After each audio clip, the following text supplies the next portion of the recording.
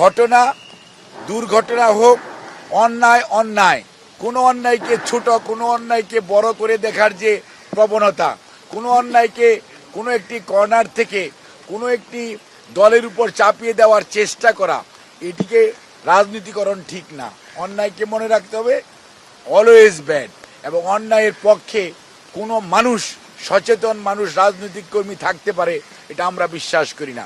কাজেই আজকে যেভাবে কাউকে কাউকে আমাদের দলের ভারপ্রাপ্ত চেয়ারম্যান সম্পর্কে যে সমস্ত কথা কতিপয় লোক বলেছেন, আমরা বলতে চাই, আমরা শহীদ জিয়ার আদর্শের সৈনিক, খালেদা জিয়ার সৈনিক, তারেক রহমানের নেতৃত্বে আজকে বাংলাদেশের মানুষ গণতন্ত্রের জন্য উন্মুখ হয়ে আছে, ঐক্যবদ্ধ আছে।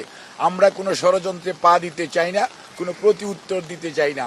আমরা শুধু বন্ধুদেরকে বলতে চাই, ধৈর্য ধরুন, স্পেডকে স্পেড বলুন, ক্লাবস বলার চেষ্টা করবেন না, অন্যায়কে সমর্থন করবেন না, নিজেরটা সমর্থন করবেন, অন্যেরটার সময় কথা বলবেন।